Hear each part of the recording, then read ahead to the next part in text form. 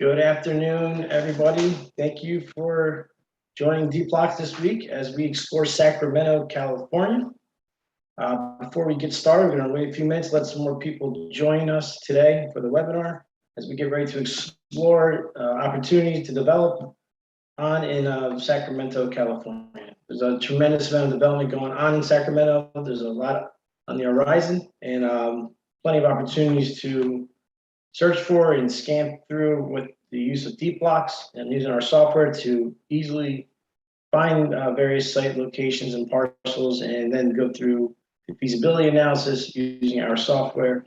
Again, before I get into it, we're going to wait a few more minutes before we start and jump into Sacramento. I'm going to share my screen and just show you some key parts of our website that you can use as a tool and as a resource to help you better understand how to navigate our product.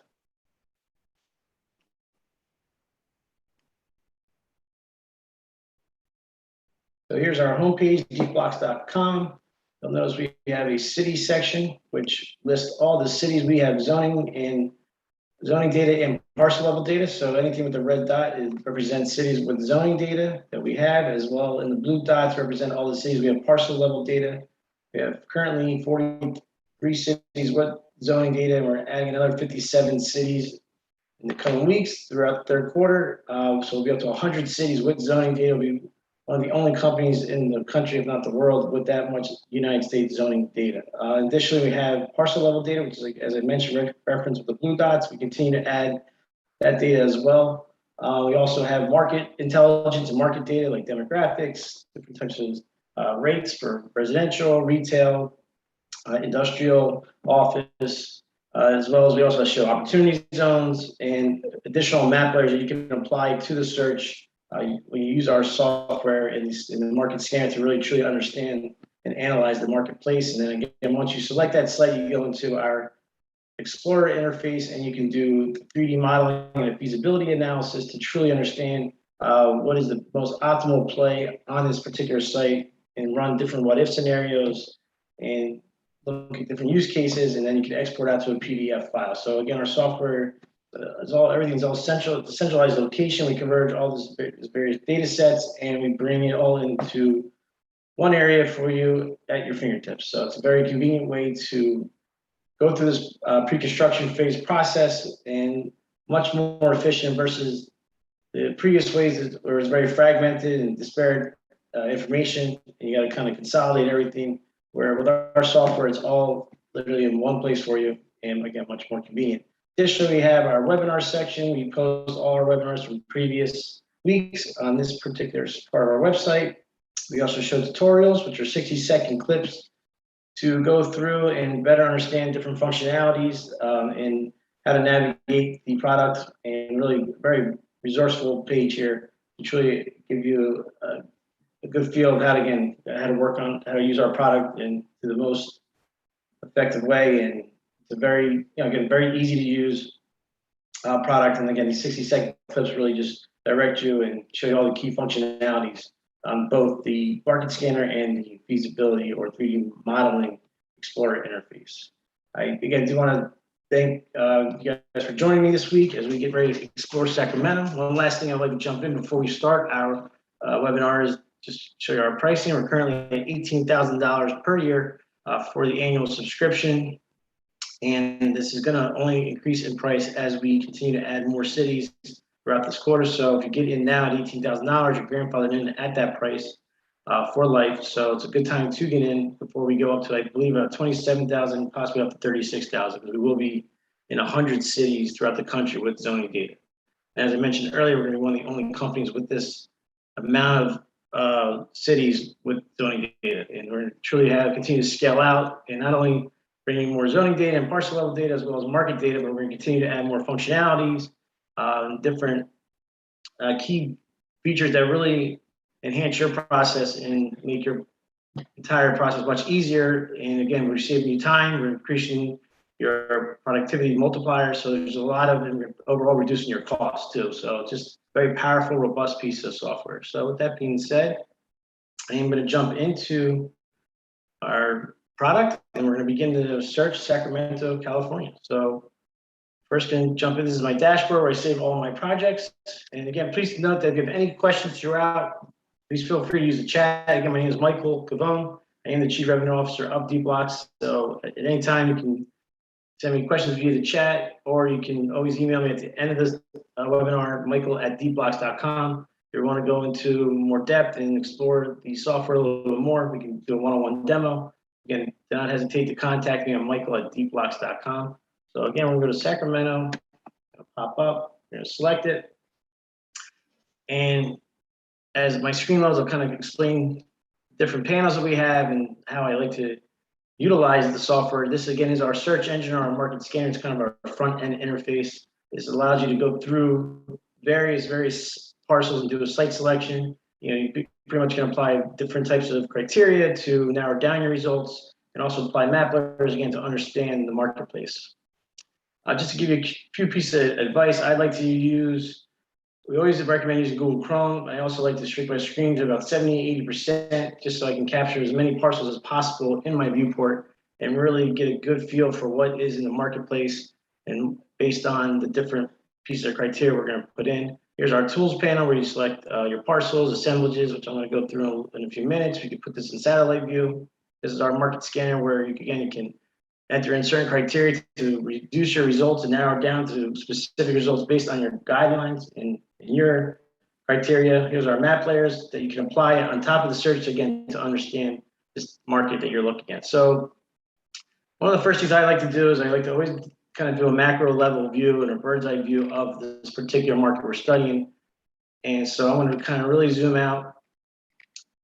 And what we're going to turn on is one of the first layers that's extremely beneficial in getting you to understand where the pockets of interest are and where there's kind of, you're seeing the growth moving and trends moving in terms of what we call buildable density.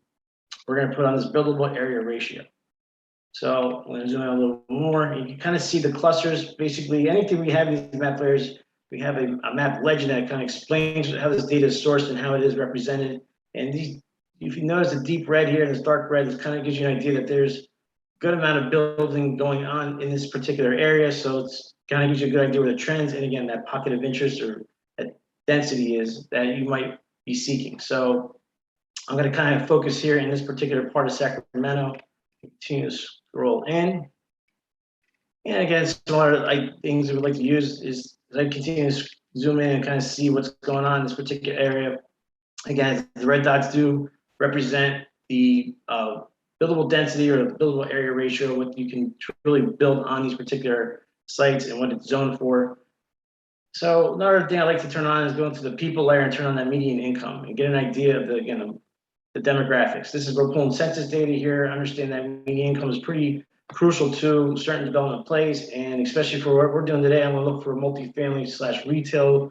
My goal is to find a site that is zoned for multifamily and retail, and I kind of want to look for pretty much a middle, like average median income, anywhere from that $35,000 to maybe $55,000 range. So as you can see, as I zoomed in, we see this particular area right here in Sacramento, and these incomes fall kind of right in line with what I am seeking. So again, another very helpful button, just you can activate. You can also see the employment as well, get an idea of the employment percentages in a particular area to really get a good grasp of what is going on in this market. And again, some pretty strong employment numbers right here in this particular area of Sacramento. All right, so again, we're kind of continue to scroll back in. So again, we kind of go from that macro view, and now we're going to scroll back in. And the goal here now is to start looking for parcels and try to really understand what parcels are the most beneficial and the ones that we can optimize based on the development project I'm trying to create and assess. So until the blue lines show up, we can't activate our search engine. So I'm going to continue to scroll in. We're going to have it shortly. I'll show you how many parcels we're going to be looking at. So here you can see now all the blue outline. These represent all the parcels in this particular part of Sacramento. And you'll notice I'm now going to expand the market scanner, and then you'll see the search engine will be available now to use because we have the parcels appearing. So one of the first things I'm going to kind of look at is I want to check out, first I like to see how many parcels are in my viewport. So one thing you can do is you put like to do 1.5 million, so 0 to 1.5 million. That way you can get a good idea of all the parcels there. So we're looking at about 4,500, almost 4,600 parcels in our viewport. So it gives you a good range of, how, and we can demonstrate how we go from so many parcels down to just a handful by using our software. So again, Deepblocks power of the software and the search engine allows you to really go through these sites very quickly and truly find the right site selection for you based on what you're trying to develop. So another thing I'm going to kind of look at is units allowed. So we're going to first look at units allowed from 0 to 1,500. Now we've seen about 3,400, almost 3,500 parcels matching between 0 and 1,500. But I'm going to narrow this down a little bit more. And we're going to look at 150 minimum to 1,500. Now we're down to 142. So again, we just went from over 4,000 parcels down to just 142 parcels as we study this part of Sacramento, and I'm going to continue to refine my search and really kind of narrow it down a little bit more. And I'm really trying to look for between 150 to 200 units allowed sites that are zoned for, again, 150 to 200 units allowed. So you can see we're down to now just 28 parcels. Just in a matter of seconds, almost less than a minute, I went from over 4,000 parcels just to 28 parcels matching. And I'm now going to really zoom in and kind of start studying some of these sites that, again, this particular area, as I was doing that macro view, they've got kind of the median income requirement I was looking for, that buildable density as well. So this is kind of right in line of where I'm trying to look to develop and, again, assess what makes the most sense and figure out that most optimal development play that we are looking for in that multifamily / retail mixed use. So one of the next things we'd like to do is I'm going to show you how we use the satellite view. So one reason to use a satellite view, what it'll do is it'll allow us to kind of get an idea of what exists on the property at the moment. So I'm going to turn it on and to see maybe if it's vacant land or if it's, just trying to get a good idea of what we're looking at as we continue to try to choose different sites. So the first one I'm going to look at is, let's see what we got over here. Zoom a little bit more. It looks like it's vacant, but there might be a parking garage. So let's check the street view. So the street view will now confirm using Google Street View what is in this particular site. And I believe it's on, let's see, we're looking at 1000 I Street. So just make sure I'm on the right street here. Yeah, this is it right here. So there is a existing building there. So that's not going to be good for what we're trying to develop. So keep going over here. Let's now try over here. We have, let's see, it looks like it's, again, vacant piece of land. I'm going to turn it on and open up this Google Street View and see what we're looking at. And this, I believe, address is 1117 J Street. So again, we're going to go to J Street here. And I believe it's, yeah, it's right here. So this is actually a vacant, it's just an empty parking lot. This could be a potential site to develop on. I'm just going to check a few more, see what we got going on here now.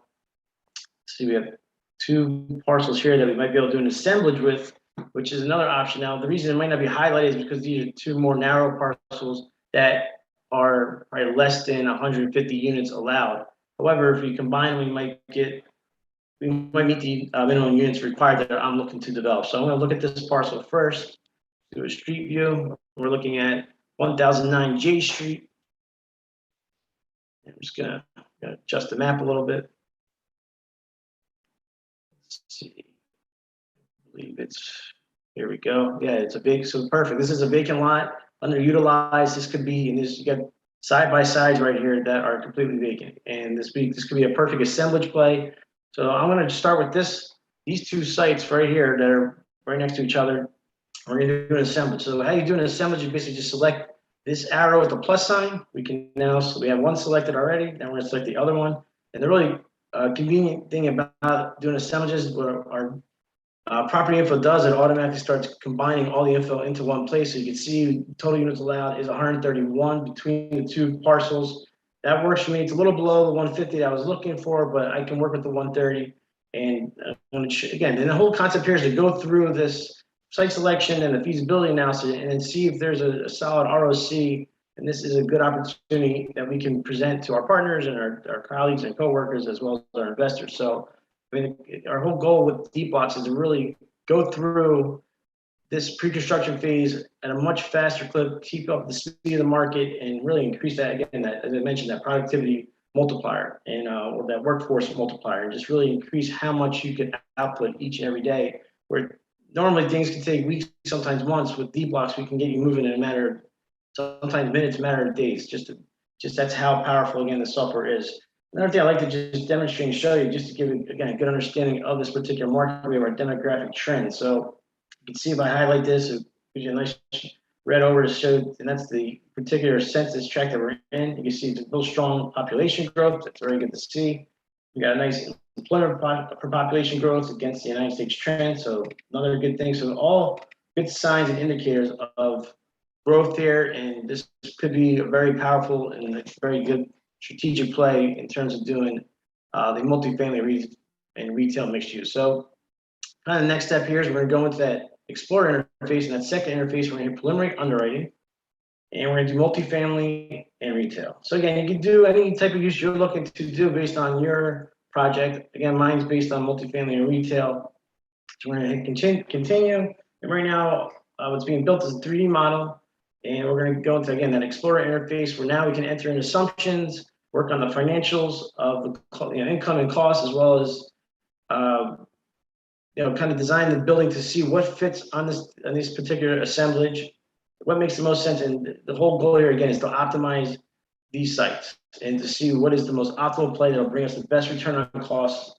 And the way our software works, we're doing a 1 year back of the envelope return on cost, which you can see everything is a very intuitive software and very interactive software. So anything that you enter, everything automatically updates and is computed for you. And just, again, quickly go through the panels. Here's our tool set. We have, you have the ability to share projects with other individuals who have licenses. You can copy a project that you're working on and kind of go through different iterations. So if you want to do multifamily retail, then maybe do another iteration. You can copy this project and go through multifamily, office, and retail, whatever it may be, to try to, again, improve that ROC to the best of your ability. Here we have our defined building panel, our just assumptions panel. And again, I will go through each panel in detail momentarily. Again, you have the same, we have the map layers that we were looking at from the previous interface. Also, you can use in this interface. One I like to use when I get to the 3D modeling is existing buildings. So we kind of get an idea of the inventory and the existing buildings around my model that I'm looking to build. So it just gives you a good idea of how it will possibly fit and what the surroundings are. So it's just a cool little feature you can quickly turn on, turn off. I want to go back to that grid phase, or I should say view. It's a little bit easier to work through as we kind of mold our 3D model. And zoom in a little bit more. I want to turn my screen, give you a little bit different angle. So kind of the next steps I like to do when we're in this, again, to go into this feasibility analysis for these what if scenarios is, and again, here you'll see your return analysis. This is basically you'll see your gross income, your OPEX, and then we basically see at the very bottom your ROC. We show you all your assumptions from the property, the building areas, the economics, and project costs, all broken down in detail. Again, this is all updated automatically as you define your building and enter in your assumptions. And lastly, we have a PDF report that once you're done this project, you can export it out, and we can then share it with your colleagues. And again, the reason we allow you to copy projects because you might want to do various iterations or multiple sites that you might be looking at. And just, again, you want to present which one makes the most sense for your company and what you're trying to accomplish. So to kind of get started in this interface, we go down to look at that property info. So this was the same info we were looking at in the previous, in the market scanner interface. It just breaks down all the property info. And this is kind of where that zoning information comes into play, gives us our guidelines of what can be built here by right. We have our unit. As you can see, our total units allowed is 131. So keep that in the back of your mind. It's kind of one of the first things I like to always look at, units allowed, as well as the parking by use, and then the setbacks, because that kind of gets the ball rolling on how, with the certain foundational things we need to put into play first, and then we can work on adjusting the other variables to see what makes the most sense here. So again, so 131 units is allowed. Basically, we have no parking required based on what we're trying to accomplish. So that's actually good. We do not have to worry about parking. And let's see, for setbacks, again, 0, 0. So we're looking pretty good on the setbacks as well. So our main focus really then is just trying to optimize our assumptions to bring out the best ROC and see what we can do to manipulate the 131 units, as well as the retail space we have below. So with that being said, we're now going to jump into the assumption panel. Right now we have 52 units showing. We're going to make this 131.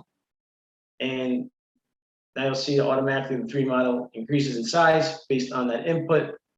Our ROC jumps up a little bit. Some other things we can do is we're going to maybe work on the size. I'm going to focus on 2 bedrooms for this particular project. It's going to be about 900 square feet. And again, you'll see now I'm up to 4.89. So we started out around 4%. Now we're up to almost 4.9% ROC.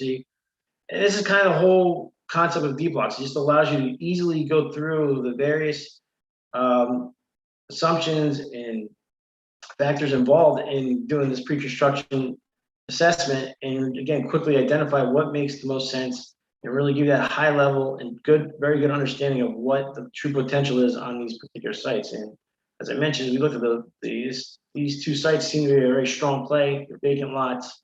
They're a really strong growing market in Sacramento. So this could be ideal place for us to do our development for multifamily and retail. So it's going to be key to try to optimize these assumptions to really make this ROC work for us. So let's keep going through these various different fields. I'm going to do no amenities for this particular building for right now. And just again, we can play with these numbers a little bit. Let's see what else we can do. All right. We'll leave loss factor at 20%, which is right there. 0 for amenities, as I mentioned. All right. Right now we're at 5.05 ROC. Okay, let's see what else we can adjust to, again, get this ROC up a little bit higher than 5%. The next thing we can go into is let's work on the retail. So now what you can do is, as you can see, based on the uses I select, you can easily just go through the property use income assumptions for multifamily. Now we can jump over to retail and kind of play with that a bit and kind of work on the retail side. So what I'm going to do, let's see, just kind of looking at some numbers myself that I had preset. All right.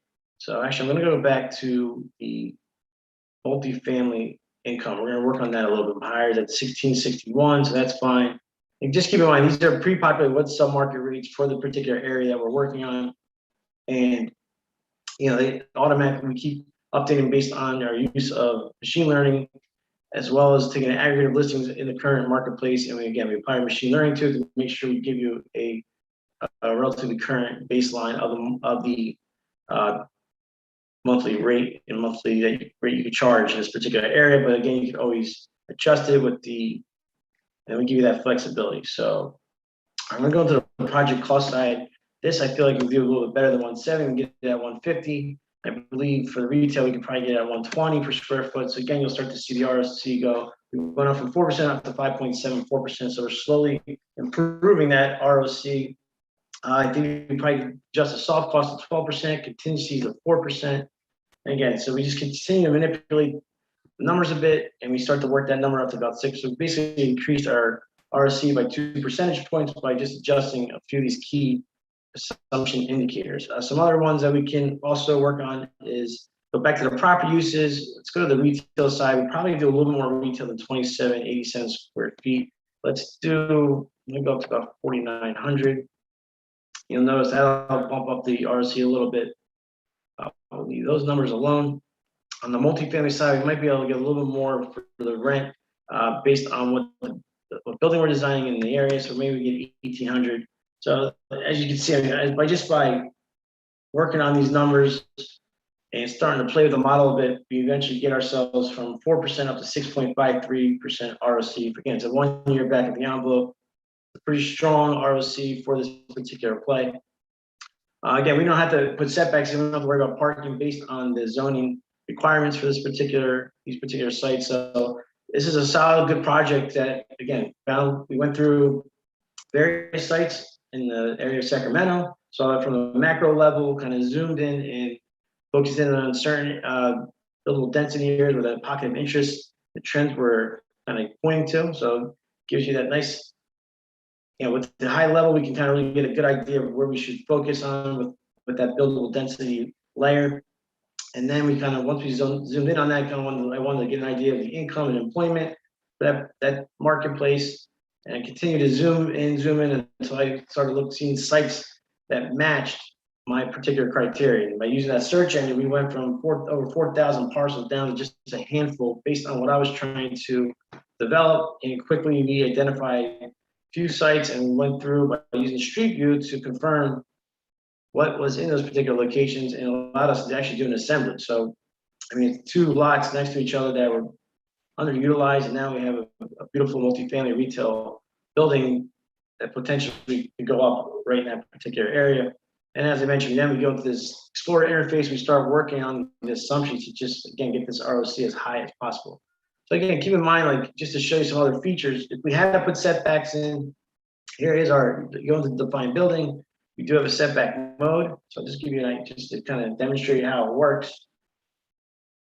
I'm just going to zoom in on, and we actually have a couple of cool new features that we added. You can actually now add little floor plans here. We can draw for each floor. You can actually use this draw tool and put in little floor plans and just get an idea of what fits per floor. It'll save it per floor, so you can go from ground floor up to however many floors there are for the building and go into each floor and use these measurement tools as well as these floor plan tools. A very helpful feature. But just to see how the setbacks were so like this is probably the prime. J's gonna be the primary. Leave that at B. This is gonna be the rear. Let's see. So you can uniquely identify each side. You can exit the setback mode. Now we can adjust the setbacks and kind of mold that building to maybe a different shape or a certain way that we want it to look versus the way it is right now. So yeah, I like to kind of turn my screen just to get an idea of what it looks like. Zoom in a little bit. So for instance, if we had to put 10-foot setbacks in, we could put them right there. So you'll see right in the front there, it goes back.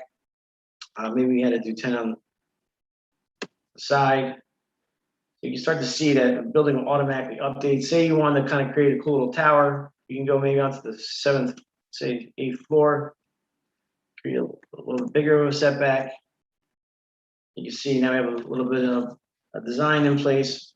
So it just gives you, again, a good idea of what can fit on this particular, these particular sites, this particular assemblage, I should say.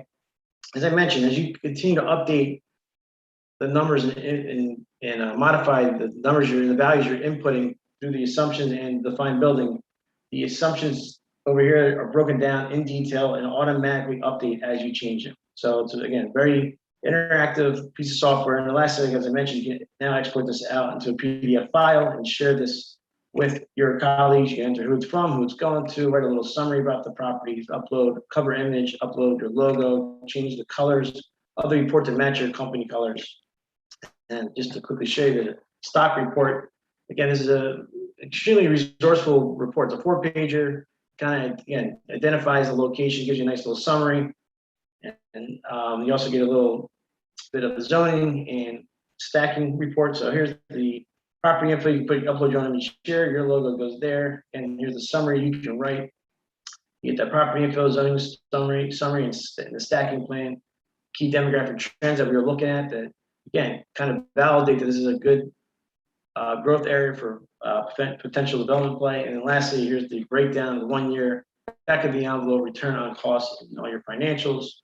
So, and you can download this report and, as I mentioned, share it with your colleagues, investors, whoever it may be. So again, just going through Sacramento, as I mentioned, we went from a macro view down to kind of a micro level view, located some key sites based on criteria that I was seeking on based on units allowed, landed on an assemblage, which is even better. And with that assemblage, we came into our Explorer interface and kind of went through a little bit of the what if scenarios, entered in various assumptions, and again, worked on our ROC to get this as high as possible within the zoning guidelines. So to produce this building, again, this is just goes to show you how efficient this process can be when you use Deepblocks, and it's how effective it is and how much time you can truly save by using our software. But again, if anyone's got any questions, please feel free to reach out to me at michael@deepblocks.com. And again, I do thank you for taking the time to join us this week and look forward to seeing you next week. Take care.